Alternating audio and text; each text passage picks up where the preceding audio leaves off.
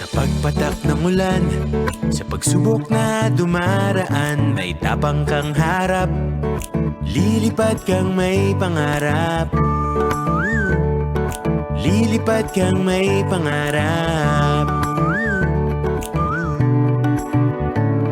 Kailan may di mag-iisa, susulong ka ng may kasama, may tapang kang harap.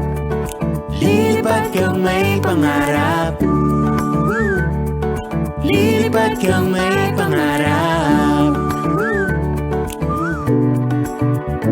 Simula na ng bukas. Ngayon na, ngayon na. Simula na ng bukas. Ngayon na, ngayon na. Simula na ng bukas. Ngayon na, ngayon na, ngayon na. Sabay sa pagbabago, harapin ang bagong mundo. Simula na ng bukas. Simula na ng bukas ngayon.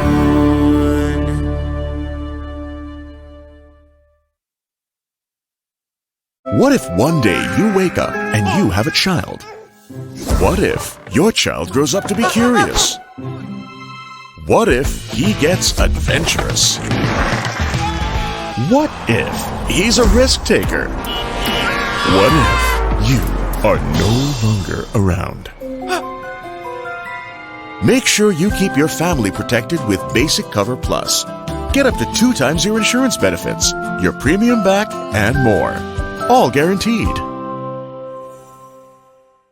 Your customers have bills to pay, essentials to buy, and services to hire. Make it secure, reliable, and hassle-free for them with PayMaya. PayMaya's payment solutions have you covered because now you can accept all kinds of cashless payments any way you do business, whether it's in-store, delivery, via mobile app, on your website, or even without a website. Plus, you can monitor your business growth on a single dashboard. You're busy growing your business and serving your customers. Get empowered with payment solutions from PayMaya.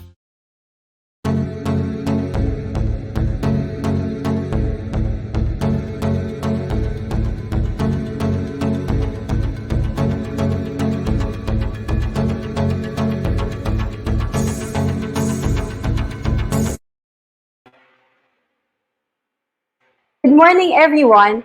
Welcome to the first leg of BusinessWorld Insights online forum series entitled Fintech for a Financially Inclusive and Resilient Economy.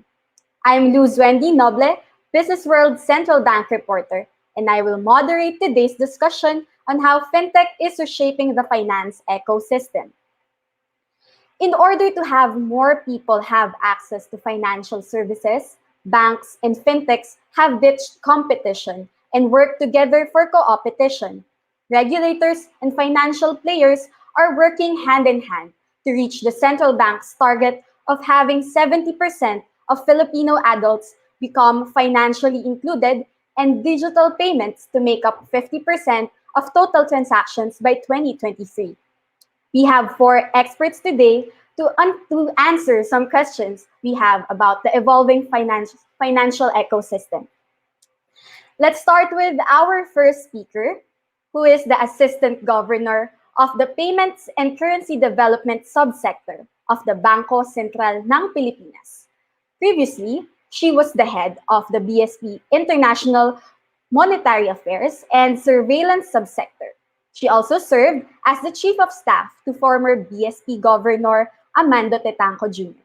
In this capacity, she held concurrent memberships in the central bank's high-level policy committees, such as the Advisory Committee, the Investment Management Committee, and the Financial Stability Committee. Let us welcome BSP Assistant Governor Edna C. Villa. AG? Good morning, Wendy, and good morning, everyone. Thank you for that introduction. Again, I would like to say thank you to Business World for inviting the BSP once again to the Insights Forum. The theme of today's session, Fintech and the Reshaping of the Financial Ecosystem, is certainly prescient and is an area that touches upon our core mandates and the BSP's vision of creating a high quality of life for all Filipinos. The BSP recognizes that fintech innovations, if harnessed prudently, could result, among others, in one, digital transformation that brings about enhancements in how our supervised entities provide financial services to their clients, and two, broader financial opportunities that in due course enlarge the economic pie. The BSP believes that enlarging the pie is a necessary condition to reach our vision, which I said is to create a high quality of life for all Filipinos. But while it is a necessary condition, it is not sufficient. The larger economic pie must be available at least for more, if not for all. Falling from that ideal, an objective of BSP's policy is therefore to create an operating environment where fintech innovations will also be geared towards unlocking financial inclusion barriers. More broadly, the BSP stance with respect to fintech innovation is to encourage responsive but responsible innovation. What I mean is, BSP would like to see the emergence of new business models, new products and services, that at the same time, we have the assurance that timely identification and appropriate mitigation of risks associated with these new products are in place. In other words, we create an environment where innovation from fintechs would result in an inclusive, efficient, and safe financial ecosystem. On the banking and general financial services side, BSP has three relatively new policy initiatives that are worth mentioning. The first is digital banking framework. This is under BSP Circular 1105. I am pleased that among our panelists this morning is Ms. Long Pineda of Tonic Bank. Tonic Bank is one of three entities which BSP has so far granted a digital license to. Digital banks have been created as a separate category of banks which do transactions end-to-end all digital. By using technology, digital banks are expected to be more agile in onboarding customers and in offering a banking experience that removes sticky points. The second is Open Finance Framework under BSP Circular 1122. This addresses the broader challenge of digitalizing the Philippine economy, and that is data ownership. This framework subscribes to the concept that the customers are the owners of their financial and transaction data. Before the, Bridget, next slide, please. Excellent. Okay, before open finance, customer financial data was kept between customers and their bank. Now, under this circular, and based on rules to be set by an industry-led oversight committee, customers are empowered to grant banks and third-party providers of their choice access to their financial data. This consent-driven data portability should aid customer-centric financial product development. The third one is an upcoming policy on the regulatory sandbox framework. GCash and PayMaya as EMI issuers were one of the early pioneering solutions that the BSP used test and learn approach for. We deployed these in a live controlled test and learn environment. But we have found that while that's been successful, we have found that we recognize the need to adapt a formal approach instead of the current ad hoc approach that we have to provide clearer guidance on the requirements, parameters, and standards to be observed. Our research shows that from only 30 fintech companies in 2016, this number has grown to about 220 by the end of last year. Around 70% of these fintechs provide payment alternatives, financing, and remittance services. So only 30 in 2016, and now at the end of 2020, 220. Alongside this growth in fintechs, BSP has been proactively promoting innovation in the payment sphere. We all know that payments is the most basic and most used financial service. Everyone and anyone uses payments. It stands to reason, therefore, that there ought to be a greater incentive to innovate in the payment sphere. The BSP has had a special focus on retail payments, which began when we adopted the National Retail Payment System Framework in 2015.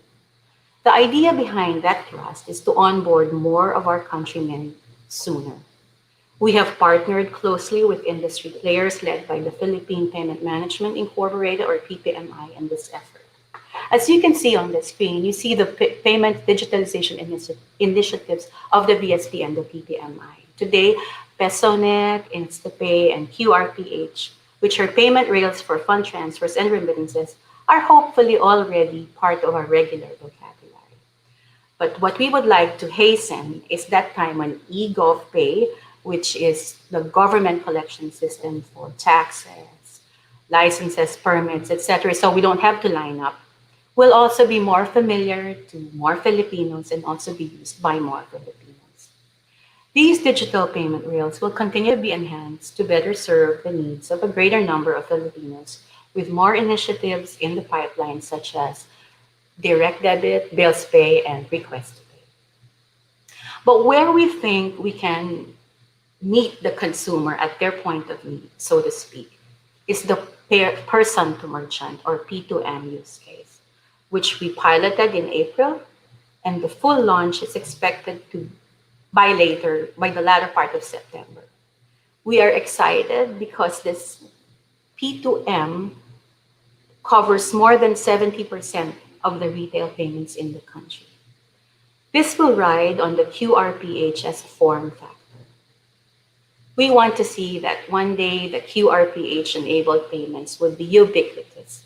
QRPH payments can be used for purchases in groceries, drugstores, even in public transport, or even in cinemas when the economy fully opens. This will certainly push us towards our goal of a cash-lite economy. Even with these initiatives that are already in place and in the pipeline, opportunities to grow digital payments adoption remain pervasive. Next slide, please, Bridget. Look at the two sets of key stats on the screen. Based on our financial inclusion survey, almost 70% of Filipino adults own a mobile phone, while over half are internet users. Interestingly, however, a very negligible portion only conduct financial transactions using their phone or the internet. These results not only signify that payments remain the most basic and most used financial service, but also highlight how digital payments serve as an imperative in promoting financial inclusion. I will conclude with this last slide. When the BSP adopted the NRTS framework in 2015, we only had data for 2013. Digital payment then was only 1% of total transactions. Today, and Bridget, next slide, please, we are at 17%. The pandemic undoubtedly helped to accelerate the preference for digital transactions. We are convinced the trend will continue even post-pandemic. But if we are to maintain the momentum, however, we need to be deliberate in innovating to pave the way for greater financial inclusion. For our part, the BSP will continue to provide what we believe is the enabling regulatory environment for financial or fintech innovation. We trust that in the spirit of cooperation and co-opetition, we will all capitalize on the gains we have so far. So I stop here. Thank you very much. Thank you, AG, for sharing evidence on how fintech is gaining traction in the Philippines, right? So from just 30 fintechs in 2016, we now have 220. That's quite a lot. And keywords moving forward: digital banking, open finance framework, and a regulatory sandbox framework. Thanks again for sharing with us how the central bank is shaping regulations for a fintech industry that is, I quote, responsive but responsible, and also adheres to mitigation of emerging risks. And our next speaker this time is the Vice President and Chief Technology Officer of Banking, Financial Services, and Insurance at Tata Consultancy Services. He is responsible for helping banks and financial institutions in managing technology risks and costs and fostering innovation across the three horizons. As a part of the innovation agenda, he is the custodian of the TCS Banking Innovation Lab and works with TCS labs and customers worldwide to incubate innovation ideas from inception to execution.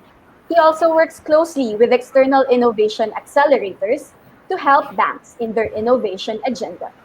Joining us today, all the way from India, is Mr. V. Ram. Mr. Ram, go ahead. Thank you. Thank you very much. Good morning, Wendy. Good morning, everyone. And hello to all my co-panelists. I'm glad to be here to share my experiences and the experiences that we have in TCS. My co-panelists from BSP talked about the BSP Circular 1105 to enhance market efficiencies and to expand the access to the broader range of financial services.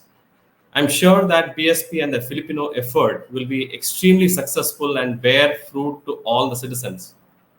In India, the concept of financial inclusion was introduced by the central bank, the Reserve Bank, in 2005. And it has come a long way and it has reached a good level of success. The government of India and the Reserve Bank of India have been making concerted efforts, right, to promote financial inclusion as one of the important national objectives. And at TCS, we have been a part of this exercise from 2005, from conceptualization to implementation, playing a very key role and done a lot of innovation in the process. And now the results are there for us to see. Close to 83% of the adult male population is now inclusive. We will be glad to share some of it today, some of it later, but I will refer back to the talk, right? And on what my co-panelists talked about in terms of acceleration of digital adoption and how fintech is reshaping the financial ecosystem. The recent pandemic played a very, very great role, right, in accelerating the adoption of digital payments, right. The pandemic has pushed customers and companies over the digital technology tipping point and transformed adoption in many businesses, I would say forever. In just a few months, the crisis has compressed years of digital transformation in most banks and companies, I would say by 5 to 7 years. During the pandemic, most companies across the world have stood up at least temporary solutions to meet many of the scaling demands, much more than what they thought would be possible. We would talk about what happened. Can we move to the next slide, please? Thank you. Now, during the early cycles of pandemic, in most countries, there was a lockdown, right? And minimum travel, minimum movement was permitted. If it was not for digital money movement, which served as a lifeline, movement of goods and services in the local economies would have been a problem. Thanks to the fintech, thanks to the existing payment landscape that coped well, and to the active support of fintech, big tech, maybe banks, maybe central government, regulatory support, all of this happened well. Now, what happened under the covers, right? Now, manifestation of the pandemic translated into, in my mind, four things, right? One was the business and financial impact to the customers, right? There was a top line impact on growth, and there were apprehensions all over in terms of renewals of deposits, new growth, profitability, and so on. The second is from a customer impact. There was a lot of distress in the customer, a lot of call volumes, and so on. And the back office loads went up significantly, and a lot of cyber threats were seen. The response from the banks on the back of digital and innovation, I think, saw some interesting market observations. And I would like to go to the next slide, please. Yeah. So this is where we have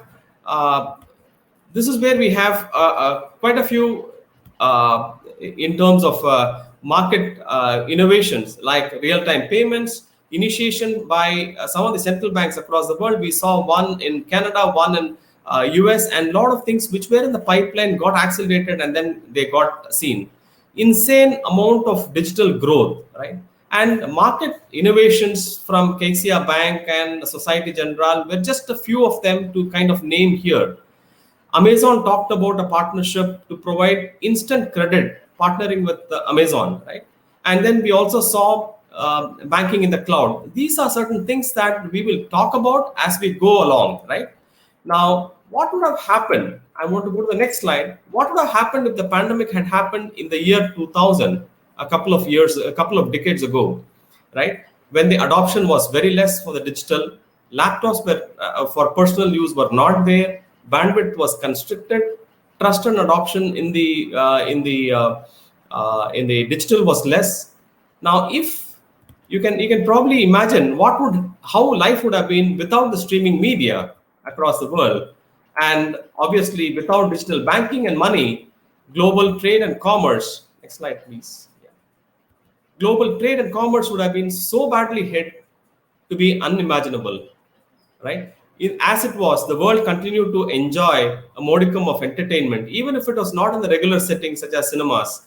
The trade and commerce held up pretty well with short-term impacts thanks to fintech. Now is the time for us to accelerate and take things forward, and this is where I think we see the fintech reshaping the finance ecosystem. Thank you. Over to you, Wendy. Thank you, Mr. Ram. Yeah, it's very interesting. I know many of us here survived the lockdowns through digital streaming like Netflix, and of course, sending funds to our loved ones through digital banking, even though we haven't seen them in a while. We surely have a lot to learn from the case studies in India and across the world, and it will be very interesting to see how businesses will continue to pivot their operations for growth and survival. We will now be hearing insights from the president of Tonic Digital Bank. She brings over 25 years of professional experience in financial inclusion in the Philippines and in different global emerging markets in Asia and Latin America. Prior to joining Tonic, she was the president of Rizal Microbank and served as a first senior vice president at Rizal Commercial Banking Corporation. She also held director and consultancy positions in various business and microfinancing institutions such as Microconsult, Go Negosyo, BDO Network Bank, and Action International. Let us welcome Ms. Maria Lourdes Jocelyn Pineda. Ms. Long, go ahead, please. Thank you for that very nice introduction, Wendy. And I would like to uh, say welcome to everybody who's in this online forum. It's such a pleasure and an honor to be with this group of really distinguished panelists in today's forum. Now, let me speak to you about what it has been like for Tonic Bank. Um, when the pandemic first hit our country, the need for financial inclusion has never been better underscored as it is in the present, when most economies are radically transformed because of this global pandemic. Consumers' needs have accelerated the evolution, and with this has come the pressing need for the financial sector to truly embrace customer centricity. The new normal has efficiently curbed the expectations of the banking customers who now seek and choose institutions that they can entrust to and grow their money in a relationship that's built on mutual trust, transparency, and benefits for the customers. With the launch of Tonic in March of this year, Tonic is the country's first purely digital neobank. We hope to be able to answer the call of the Bangko Sentral and pledge to this call for propagating financial inclusion in the Philippines. We aim to introduce a whole new phase of banking that is specifically designed to be non-intimidating, simplified, secure, and innovation-driven for the benefit of the more than 70% of our population that's either underserved or underbanked. Through the power of the cloud and the single tap of a button, more Filipinos can have the ability to better manage their financial future. The Philippine population remains that remains unbanked deserve a better choice, And as the world's leader in internet and social media usage, we believe that the Philippines is ripe for becoming a real leader in digital banking. To edge closer to a fully digitalized and cashless society, we must begin to listen and to address customer needs of a more inclusive and accessible way in banking that actually lets them grow their money the way they want to. So I'm looking forward to discussing more with the rest of the panelists. Thank you, Wendy. Thank you, Ms. Long. Agree with you that financial players will continue to answer the core question really on what consumers need and will maybe need in the near future as this pandemic really turned around what we really need and what we really want. So for our fourth speaker this time, we have someone from the fintech industry. Our fourth speaker is the co-founder and CEO of PearlPay Incorporated. A seasoned IT executive, he previously worked with BDO, where he managed the first dual interface EMV card project in the country, including MasterCard, Visa, and Amex EMV migration. He has nearly 2 decades of financial IT experience in consumer finance banking segments such as debit cards, prepaid cards, e-commerce, mobile payments, and other consumer loans. Let's all listen to Mr. Sparky Perez. Hi, sir. Thank you, Wendy, and it's nice to be here. I'm deeply honored to be part of this Business World Insights discussion and forum. Okay, so I'll be sharing our journey as a fintech startup operating here in the Philippines, as well as operating in Indonesia. Actually, the COVID-19 really serves as a catalyst, and we have a first-hand experience where initially we're primarily targeting the rural banks, helping them with their digital transformation. So I'm holding an actual passbook, which is issued by one of the rural banks operating in the northern part of Manila. And there are those passbook issued by the rural banks is around 13 million. And passbook is something I cannot use in to shop online. I cannot use in e-commerce. I cannot use to pay for bills. I need to physically visit a branch just to withdraw funds and to pay my bills accordingly. So the problem that we are solving, the birthday that we are solving, is that we are helping these hundreds of rural banks and even thousands of community-based financial institutions operating in Indonesia and the Philippines by enabling them with our end-to-end digital banking solutions, from core banking solution, agent banking solution, and mobile banking suite. So it's a complete digital transformation framework that allows them to participate and thrive in the digital payment economy. So one of the our experience in terms of expanding to another vertical market, which is the microfinance industry, when COVID-19 strikes, the biggest problem in terms of the business challenges for these community-based financial institutions is in terms of dispersing the loan proceeds. So because they don't have the digital channel in place to disperse the loan proceeds for their existing customers, due to the lockdown, their business for the loans has been badly affected because as a loan customer, they are forced to go to visit physical branch of a rural bank or an MFI, microfinance institution, just to get or receive the loan proceeds. So that's one of the problems that we are passionate to solve by enabling these thousands of rural banks and microfinance institutions to join the digital revolution and digital economy. So our business model is very simple. We have two types of revenue streams.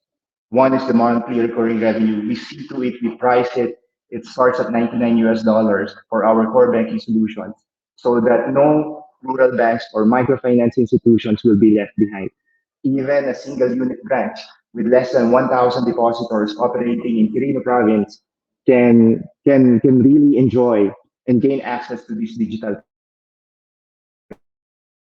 Second, our revenue stream is similar to how other banks, commercial banks are operating. Every time you use your favorite prepaid or credit or debit card, your issuing bank earns an average of 1.14%, which is what we call in the payment industry as the interchange revenue. As aforementioned, a passbook is something we cannot use to transact over e-commerce, and which means that these hundreds of rural banks with more than 13 million existing depositors are almost excluded. They are totally excluded from this digital payment economy. By providing our mobile banking suite and providing our co-branding mobile banking as solution to these community-based financial institutions, they can now participate and start generating those revenue stream by this converted cash payment into digital payments. So that's our story, and thank you for listening. Thank you, Mr. Spark, for showing us how we can bring financial inclusivity through this business model where fellow Filipinos with rural bank passbooks can have access to maybe try shopping online, like many of us have already enjoyed. Now we will proceed to our question and answer portion so we can learn more about the evolution of finance ecosystem in our country. This first one is for AG Villa and Mr. Ram. Okay. How have fintech and digital money adoption helped countries around the world during the COVID-19 pandemic? Can you share with our viewers where are we now in terms of enabling a cash-lite society in this country? And what are the roles that your organization have done in realizing or at least coming closer to the target of having more people have access to financial services? We start with AG Villa. Okay, thank you very much, Wendy, for that question. I think in the presentations of all the four speakers, we already saw the benefits of digitalization, particularly as this has been accelerated through the pandemic. To your question of where we are now in terms of an enabling environment for a cash-like society in the country, my answer to that would be for certain, we are further and deeper along than when we first started in 2015. From the perspective of the BSP, we started our digital transformation journey uh, in 2015 when we actually adopted the National Retail Payments Framework. And from my presentation, you saw that falling from there, we had InstaPay, PesoNet, QRPH, and in between that, two very important pieces of legislation were passed. The first one, the National Payment System Act. This is under Republic Act 11127. This is a landmark legislation because it granted the BSP with the oversight, regulatory, and supervisory authority over payment systems. And the second piece of important legislation that got passed in between was the amendments to the Central Bank Charter. This now expanded the scope of BSP's regulatory power over non-financial institutions participating in payment systems. The expanded mandate of the BSP under these laws explicitly provide the crucial role of the BSP, not only as an overseer and supervisor, but as an important catalyst for payments development to promote digital payments transformation in the country. As Wendy, you said earlier, the governor's vision is that by 2023, 50% of all our financial transactions will be done digitally, and that 70% of all the adults, Filipino adults, would have at least one bank account. So we're hoping that as we continue to create an enabling environment, we will see a deeper and more broadly entrenched cash-lite society in the country. Thank you. Thank you, AG. Thank you, AG. Let's hear Mr. Ram this time. Thank you. Thank you, Wendy. I think in the during the pandemic, I think most countries had to go down into a lockdown mode at very, very short notice. This means that there was very little preparation time.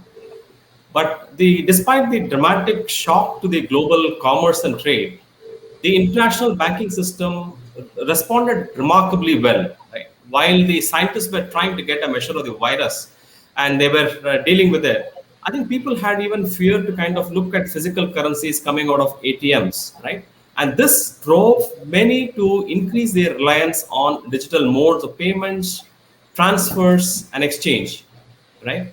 Now, the other thing is most countries had or have set up the payment infrastructure to lift small value and high volume transactions, retail payments, and they were expanding the infrastructure and adoption.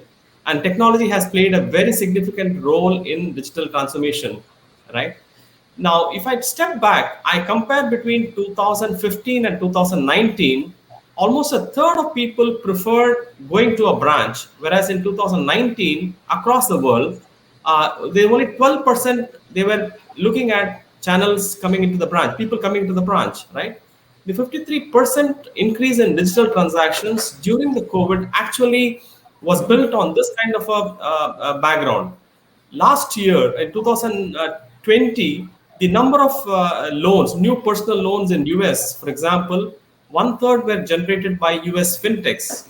So this trend continues. In UK, we had the UK neobank growing almost 3.5%, 3.5 times the traditional banks. So this set the stage for fintechs to get into different kinds of financial services. For example, payments. We talk about payments mainly, but there are also fintechs in lending, insurtech, investech, blockchain, and so on. The fintechs have spurred innovation across the financial services spectrum, and they have kept the wheels from falling off the global trade and commerce, right? Now, fintechs have complemented. I think my co-panelists talked about competition, right? And I think that is true. Complementing existing providers and focusing on the reach in the underserved areas in the markets and improving digital services. Fintech started effectively and working with banking providers in creating mutually beneficial propositions, right? The big techs on the other side, this is the area where they had customers and they had the capability and the depth. They were focusing on scaling up and protecting their revenues, looking at payments as a part of embedded customer journeys, right? Now, in payments is a very, very important business for banks. Annual payments, roughly around $2 trillion, represent almost 40% of the global of the banking revenues, right? It is a very, very attractive revenue pool for fintech. I think when I saw the passbook from my co-panelist, I was Yeah. quite happy to kind of see that. Right? But what happens is that without an underlying central bank initiative to put up a real-time payment ecosystem, which requires a very big startup effort, to require critical mass, interoperability and standardization, trust, visibility, transparency, and the promise to fulfill, right? What did we do in India, which is a case in point that I wanted to do? We started this around 2005, and Aadhaar was the basis of the entire thing, right? Aadhaar means basis. So with a fingerprint and iris, there was a universal biometric digital identity that was established that allowed people to participate in any financial services across the country. In fact, any service across the country. Now, built on top of it and open to fintechs was the cashless layer, where a single interface to all the country's bank accounts and wallets to democratize payments. Right? And the third is a consent layer, which allows data to freely move and securely to democratize the market for data and payments. Right? So I will stop with this and I will hand it over to Wendy. Thank you, Mr. Ram. Yeah, you mentioned about the passbook. It's very nostalgic on my part to see a passbook. I think it was 2017 when I last used it. But the reality is for many of our Filipino brothers and sisters, it's still the main financial service that they have access to. So it's very interesting how it will change or how this will go for them. And also, our speakers mentioned branch banking. So these are particular financial services that we will really monitor, like how it's gonna be from here on. Because even my parents, who are from older generations, are already using fund transfers. So I don't know if it maybe some are still not comfortable, but hopefully we will get to have more people in. Before you move on, I will make a point here. Almost 30% of the elderly crowd in Italy tried online for the first time during the pandemic. So you can imagine these are people who prefer to kind of go into the retail stores to order, but then they saw this as an opportunity and tried. Yeah, that's true because you go away from the long lines of paying your bills. You just have to do it online. Okay, thank you. This was really interesting. Now let's go to the second question. This one is for Miss Long and Mr. Sparky. According to the Global Fintech Index by London-based analytics firm Findexable, the Philippines placed at the 11th spot in among Asia-Pacific countries in terms of fintech ecosystem. That means we were down by 7 spots. But in terms of cities, Manila went up by 4 spots to land the 14th place among top 20 Asia Pacific cities. So we want to know from the player's perspective, your side, how much has the current finance ecosystem been welcoming to fintech players, especially for new ones, the budding ones? What else can be done to make the ecosystem more welcoming as well as more attractive to growth? We start with Miss Long. Miss Long, please. Okay, thanks, Wendy. You know, the when COVID-19 happened in 2020, people actually were forced to take a look at how else do we do banking. People who've been so used to like actually physically going to a branch have had to look at alternative ways of doing their banking transactions. So Tonic's entry into the digital banking space was actually timely. And what we noticed is that we initially, when we started Tonic, we thought, okay, we're the newcomer in the block. Although we're looking at using a purely digital platform, but we also understood that not everybody in the population are digital natives. Some people, especially the older set, are not too comfortable with using technology to do their banking transactions. So when we initially opened, we initially thought that, okay, people maybe would put in like $100. And surprisingly, when we launched in March of this year, we were actually surprised that we were able to mobilize like 1 billion pesos of deposits using a purely digital platform. And what this showed us is that people are actually looking at alternative ways. They're trying to keep themselves safe. So they're looking at alternative ways of doing banking, as well as also looking at banking products and services that would actually help them grow their money the way they want it to. So one of the things that we actually did at Tonic is we've actually offered I think we have the best interest rates right now in the market. And the reason for this is that we felt that we owed it to our customers since we are operating on a purely digital platform. Our cost of operations are so much lower. So we felt the need for sharing whatever savings we have with our customers in terms of better deposit rates.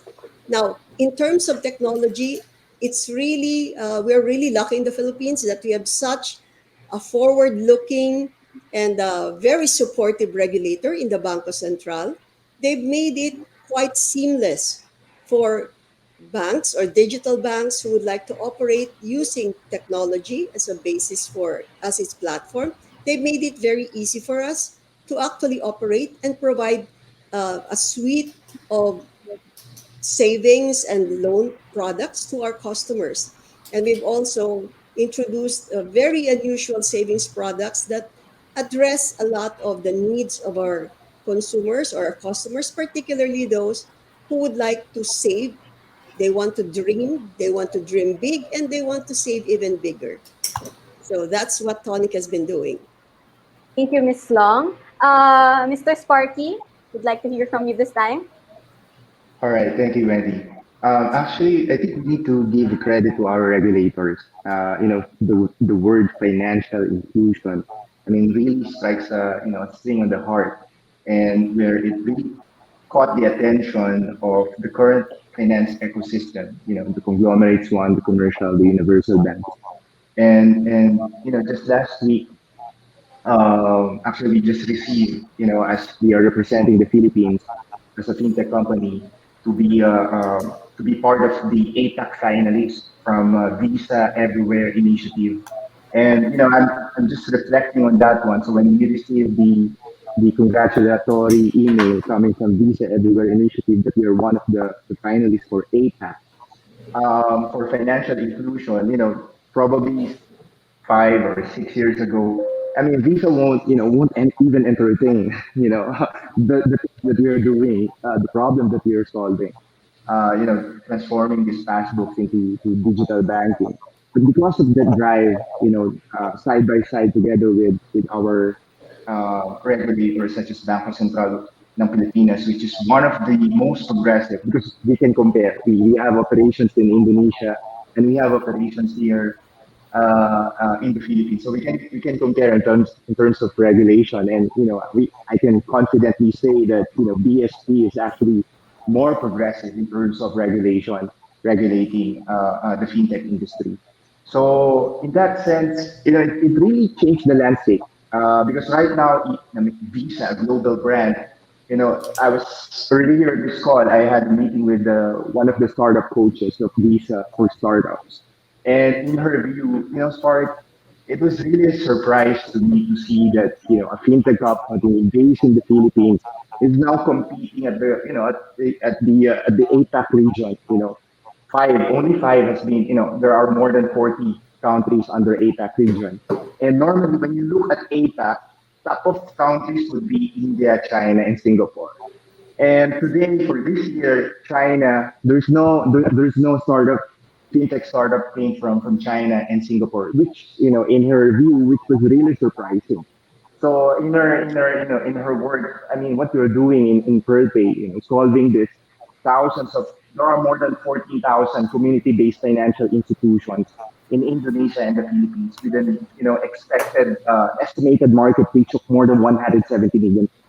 So that's the scale of the problem that we are solving here, and that's enough for Visa to really okay, Perpay, you're now one of the APAC finalists. I mean, I think we need to give the credit to the regulators, which is financial inclusion. We are all in this together, from fintech startups to the existing financial ecosystem. We are solving the same problem, which is financial inclusion, the same objective. Back to you, Wendy. Thank you.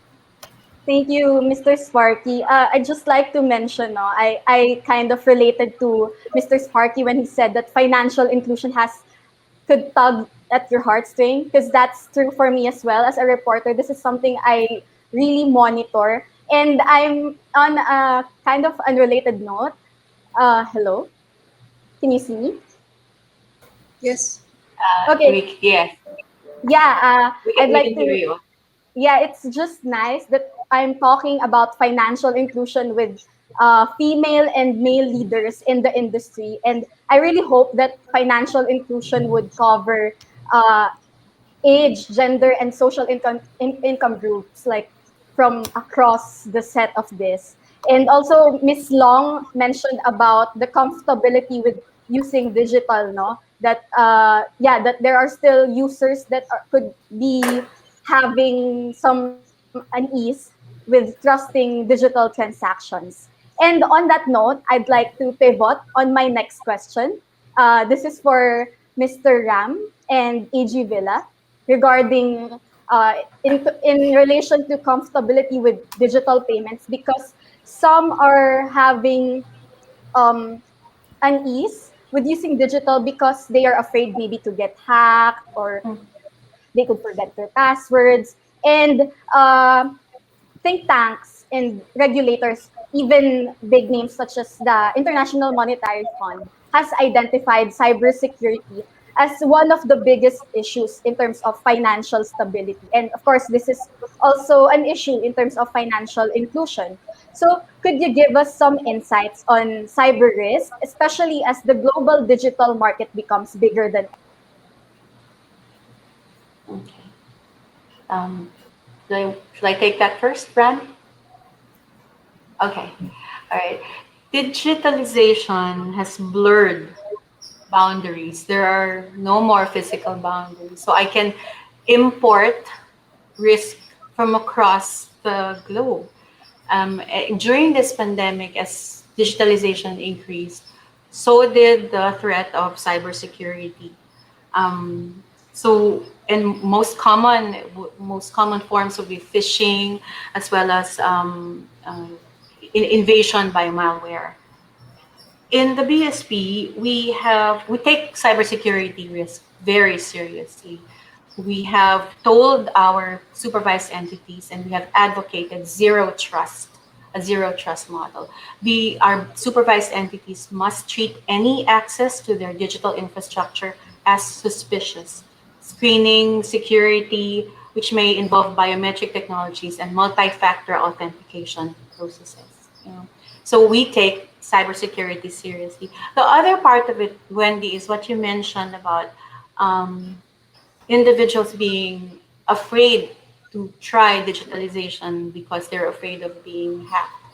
Uh, in our survey, we found out that why there's people are hesitant to do digital is really a question of trust, and therefore we have, on top of our zero trust model for our supervised entities, the BSP also has a strong um, awareness program.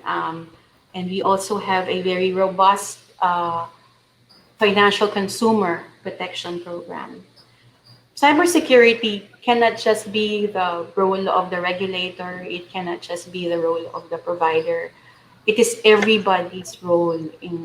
It has to be the whole economy, the whole of government. So, um, as I said, we take cybersecurity very seriously, and we would like to partner with institutions such as those that we supervise, and also schools, uh, uh, other agencies in the government to be able to strengthen awareness and consumer protection. Thank you. That is, I think, cybersecurity is a very, very important item in the agenda for bankers and central bankers and all the service companies as well. I mean, on one side, we have the digital push. Digital gets you convenience, access 24 by 7, anywhere, anytime. But there is a battle between friction and convenience on one side, and privacy and security and trust on one side. I think my co-panelists talked about trust. I think, what do malicious actors want to do, right? First thing is, I think they want to paralyze the institution. They want to probably rob money. They want to rob personal details. But the basic thing is to make sure that people lose their trust. So there is a big battle between the convenience and trust, right? Cybersecurity has shot into the list of national priorities. I mean, recently we all know about the Kaseya ransomware attack, which affected hundreds and hundreds of leading businesses around the world.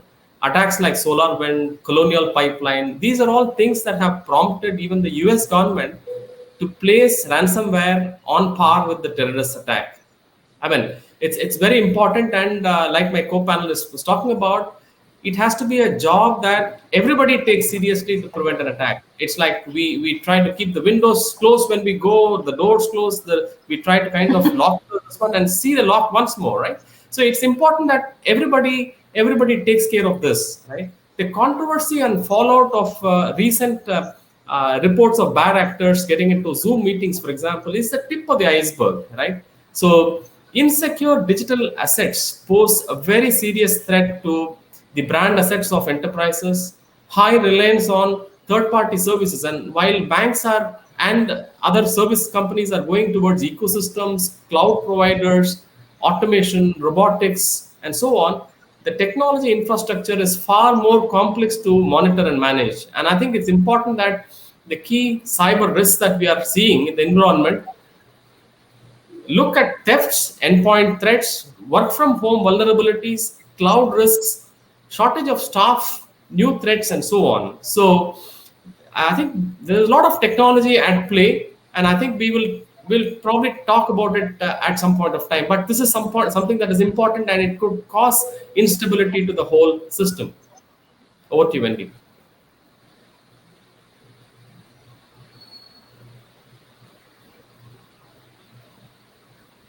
Hi, I'm back. Yeah. Hi. So, yeah, I'm back. And thank you for sharing to our audience your thoughts on cybersecurity. I'm assuming it's very productive. And I hope they could learn from that on how to handle cybersecurity risks as well. So let's now go to our fourth question. This time, this is for Mr. Ram. So, Mr. Ram, can you cite examples across the world that local players and regulators can learn from in order to bring more inclusive financial services to Filipinos? Mr. Ram, please. Yeah, I think I will talk in the context of financial inclusion, right? There is a lot of hard work, investments, and technology that have gone in, right? Like I said, financial inclusion it's a big journey, and every central bank and regulators go through it. In India, we have over 80% success, right? But when we look at the learning from three lenses, number one is a customer, the second one is from the regulators, and the third one is from the government, right? What does it mean for a customer to be financially included, right? One is, I would say that just opening an account and giving access to a bank does not add significant value to the end customer, right? Cash can be kept under the pillow and it is visible and available at moment's notice. But what is important is that the customers, the financially not included customers, should come into the financial inclusiveness and they should take part in their life so that they can uplift themselves. The government can help them uplift. So the government in India has looked at making it attractive for them by combining many things: transfer of government subsidies, grants, loss without any loss or fraud in a very timely manner. Earlier, it used to take months to kind of get any grants, and the poor farmer in a 300 miles away from the capital has to go 5 6 times to the office to find out whether his subsidy is coming or not. Today, the cash subsidy happens on that particular date in a month directly into his account. The government, when they open the account, they also provide life insurance cover free of cost. They provide health and wellness insurance free of cost. There is a debit card that is available for people to kind of go, which means that when you go to the city, you can withdraw from the same ATMs. I mean, they made it so interesting that when you do a what is called as a UPI transfer, when you do the transfer every month, there is a lottery, and you might end up getting some wins. You might even get the entire cash back, right? So I think these are all certain things that make it quite interesting. What does it mean for the bank? Earlier, the banks used to think that this is basically a high volume, low value kind of a transaction. And when they realized it, that the minimum requirement for a normal account was 1000 Indian rupees. Now, when they looked at the accounts here in the financial inclusion, they found that significant amount of accounts, because of trust, they used to be 3,000, 2,000 to 3,000 rupees, which means that the banks get some capital and now they can start looking at other services. For the central bank and for the government, the cost of transferring any grants or any funds to the lowermost what do you call thing in the chain, right? Farmer many miles away from the capital, it happens in less than 10 days and it happens without any loss.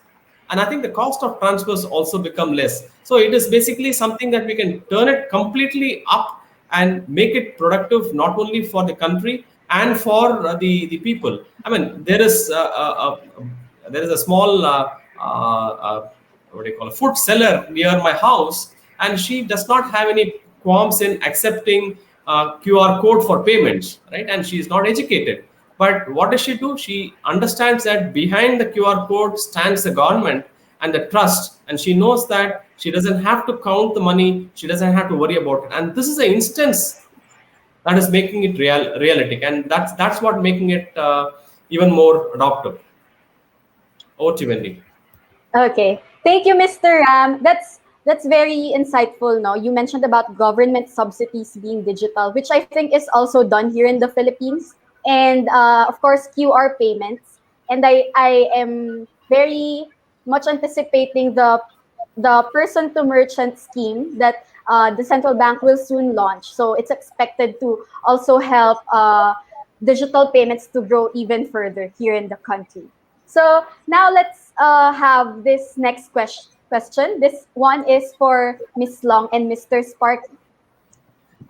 Can you point out any progress or developments that has helped the country's financial inclusion goal? And what roadblocks remain so far? And how do you think can regulators and financial institutions help to solve or at least mitigate them? Let's start this time with Mr. Spark. All right, thank you, Wendy. Actually, there are a lot of progress, big thanks to our regulators, such as Bangko Sentral ng Pilipinas, BSP, for having such a, creating a conducive environment for fintech companies like us. One perfect example would be, there's a circular number 940, which is the agency banking.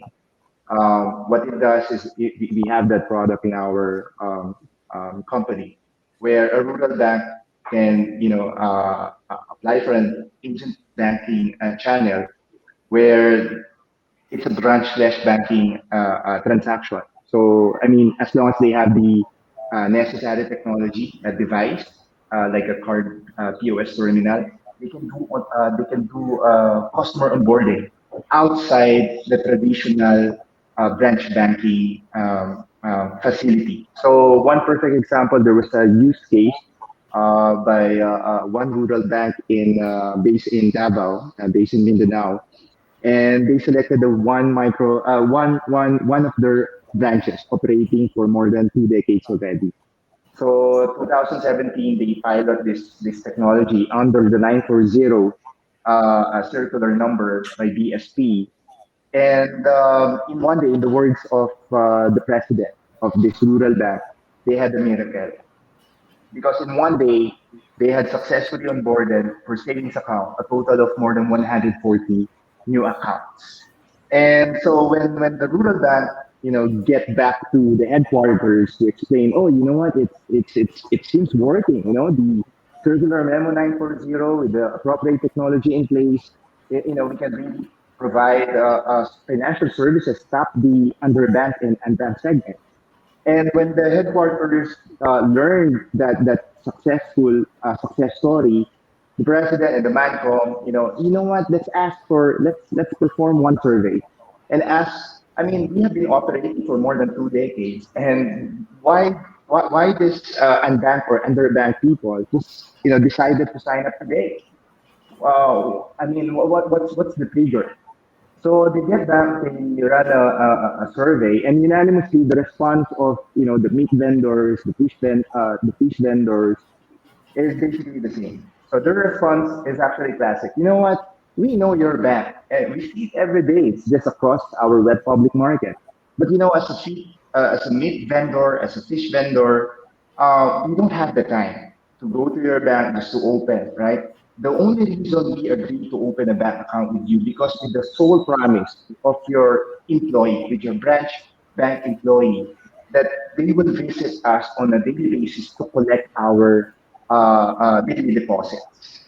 And it turned out, months after that technology and that 940 has been put into action, that specific branch has been outperforming other rural, other branch that are actually located in an urban setting, right? So I mean that's the power of the partnership with the regulators, with having that appropriate regulation, and then having a service provider, technology in place, put everything into action, execute it well, and we can really make some significant progress.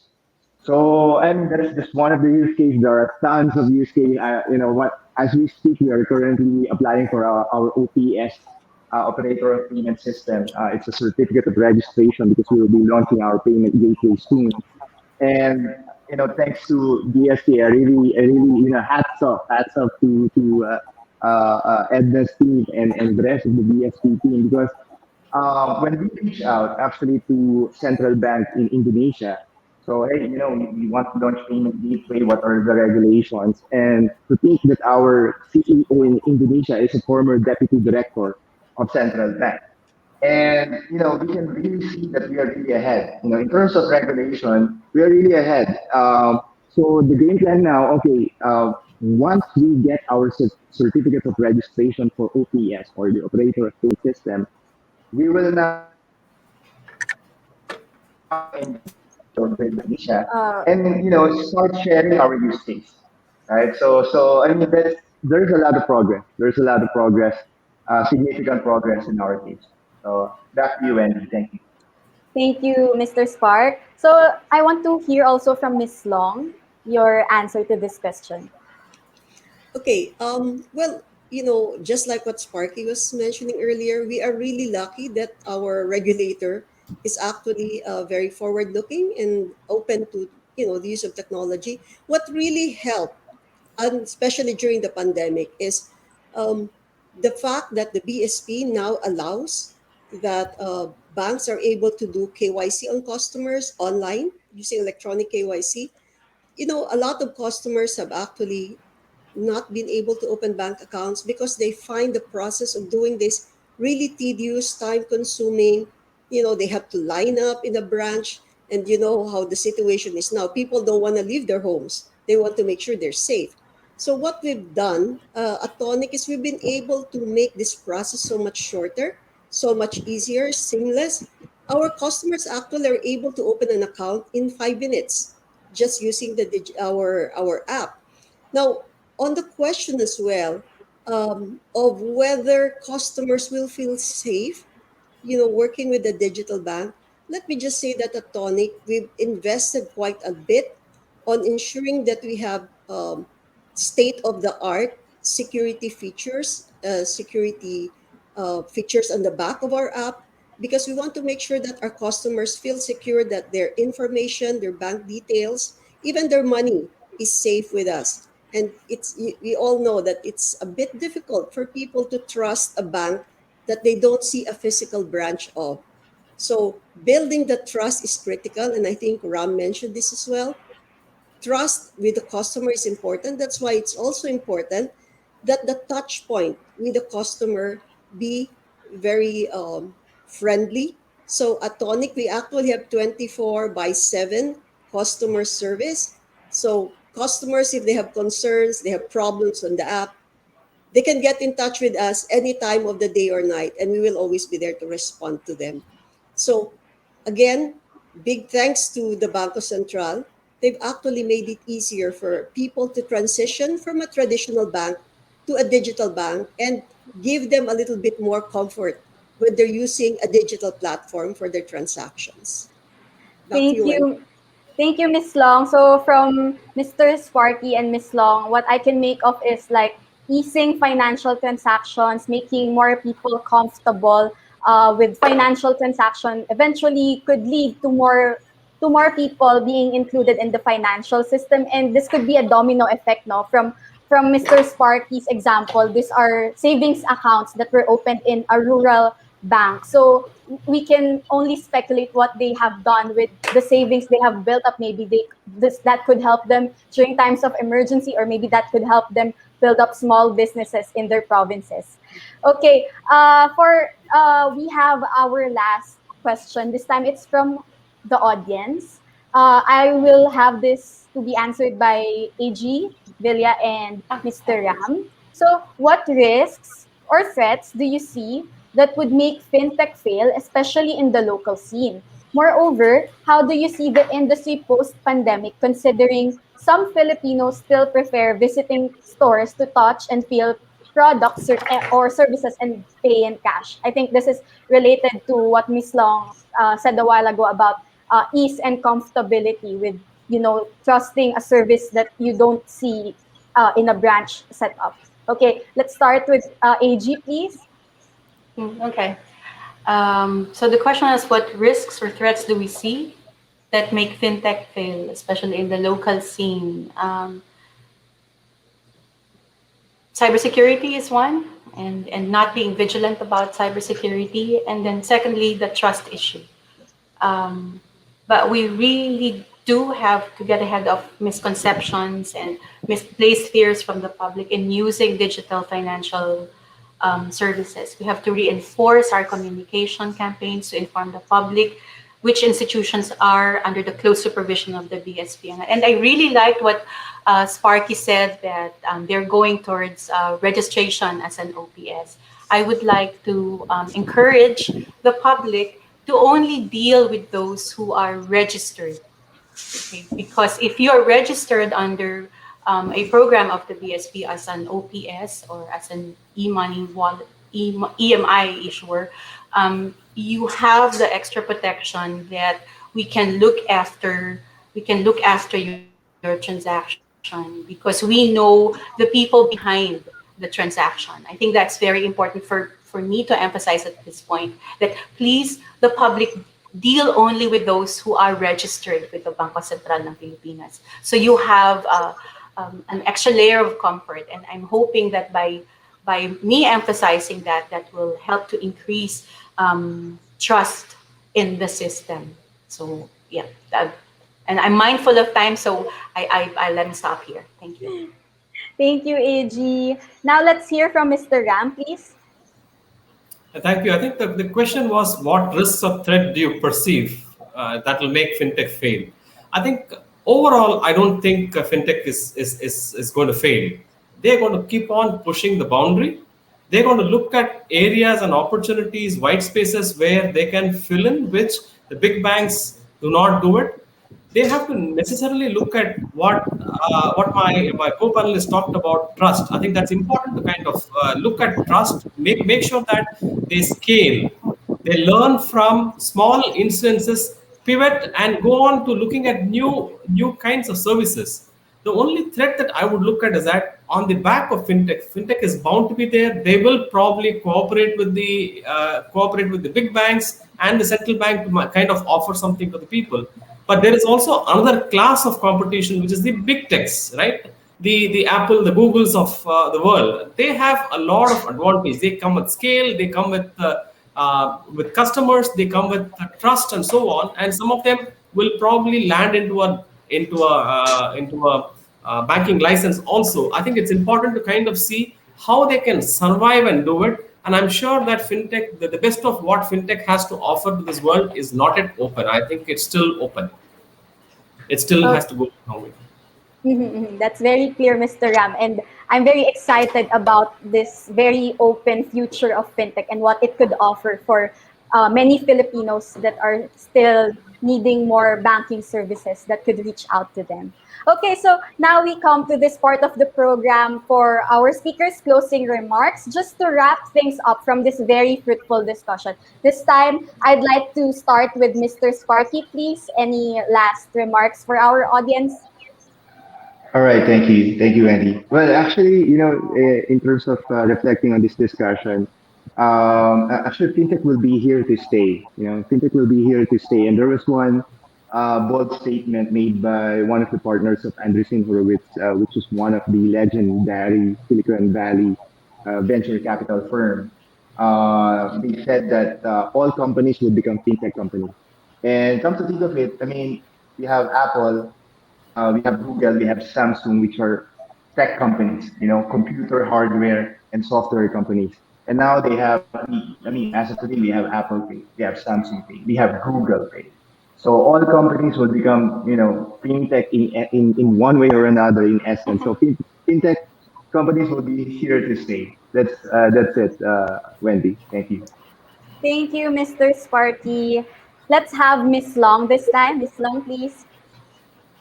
Okay, to wrap up, I would say, and I have to agree with Sparky, even the traditional banks, it's time for us to really level up and see how we can bring our banks to the digital space. And considering the new normal that we presently operate in, it's very important for people to see that they can have their banks with them, they can do their banking transaction at any time of the day or night. So I really espouse, we at Tonic espouse the fact that your bank should be with you in your pocket. And since our primary touch point is the mobile phone, then we would like people to think of their bank as a bank that's in their pocket, that they can, access services any time of the day or night. And of course, underlying this is the importance for these banks that go into the digital space, that will start using technology as their platform, they need to make sure that they have very robust security systems backing them up to ensure that they maintain the trust of the general public that's putting hard saved money into these banks. Thank you. Thank you, Ms. Long. Let's hear from Mr. Ram this time, please. Yeah, thank you. I think the topic, how fintech is reshaping the finance ecosystem, is quite apt. I think the banks that we will know in 5 years to 6 years will be very different from what we have, right? Now we're already looking at bank in a pocket, right? And I'm sure that it will go into a bank in a mind with all the devices, new technologies that are coming in. The banking should be incidental to life. We should not basically, we should go on with what we want to do. We want to buy a BMW car, go ahead and buy it. We want to buy a house, go ahead and buy it. But the banking services like loans should come seamlessly underneath it, whether it is provided by the big banks, whether it is provided by the fintechs. All of that should happen seamlessly, picking up the details from various authorized sources and offering the right kind of sources to us. And that is where I think the banking is headed to. So I think the future is very exciting, a lot of work that needs to be done. And I think we will see more innovations coming in this space, right? Thank you, Mr. Ram. And finally, we have AG Villa. Okay. Again, I'd like to thank you, Wendy, and Business World for inviting the BSP to this forum. I learned a lot from the on-the-ground experience of my co-panelists. I would just like to assure the public, our listeners, that BSP will continue to craft and refine our regulatory environment. So we will be, as Sparky and Ms. Long said, we will continue to be forward-looking so that we will be able to enable and encourage safe and responsible financial innovation. The BSP will continue to partner with industry players and other government agencies with our shared goal of developing a financial ecosystem that creates opportunity for more Filipinos across economic classes. Thank you very much. Thank you again, AG. I hope our viewers have learned from this discussion as much as it has made me and I guess the rest of the panel look forward to what else will the finance ecosystem have for Filipinos, regardless of gender, social status, and age. We'll see in the coming months and years ahead of us. I'd like to thank our speakers again for sharing your insights. Assistant Governor Villa, Mr. Ram, Ms. Long, and Mr. Sparky. We are also grateful to Tata Consultancy Services, GCash, for making this series possible. And for supporting this session, thank you to Globe, InLife, and PayMaya. At this point,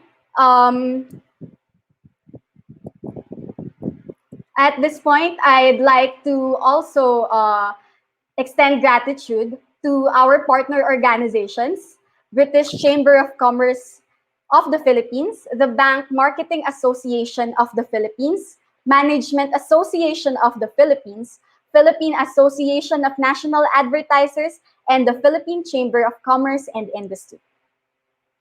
Thanks to every one of you who joined this fruitful discussion. Be sure to tune into Business World's social media pages to be updated on our next projects. Stay tuned for the next episode of this online forum series. Again, this is Luz Wendy Noble, and this has been Business World Insights. Good afternoon, and enjoy your lunch and keep safe.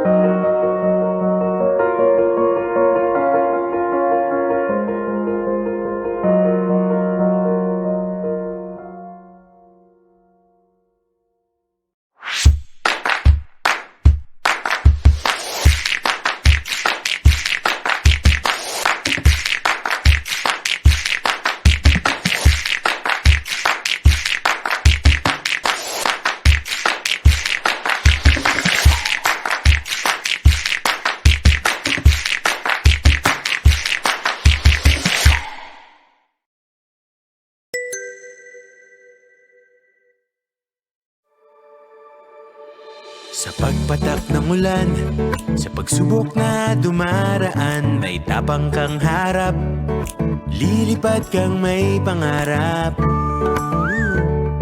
Lilipad kang may pangarap.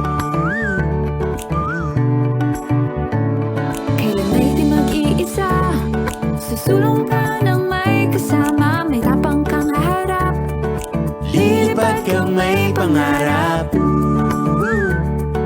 Lilipad kang may pangarap. Simula na ng bukas. Ngayon na, ngayon na. Simula na ng bukas. Ngayon na, ngayon na. Simula na ng bukas. Ngayon na, ngayon na, ngayon na. Sabay sa pagbabago, Harapin ang bagong mundo. Simula na ng bukas. Simula na ng bukas ngayon.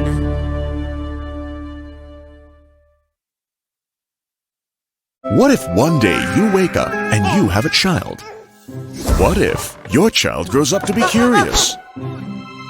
What if he gets adventurous? What if he's a risk taker? What if you are no longer around? Make sure you keep your family protected with Basic Cover Plus. Get up to 2 times your insurance benefits, your premium back, and more. All guaranteed. Your customers have bills to pay, essentials to buy, and services to hire. Make it secure, reliable, and hassle-free for them with PayMaya. PayMaya's payment solutions have you covered because now you can accept all kinds of cashless payments any way you do business, whether it's in-store, delivery, via mobile app, on your website, or even without a website. Plus, you can monitor your business growth on a single dashboard. You're busy growing your business and serving your customers. Get empowered with payment solutions from PayMaya.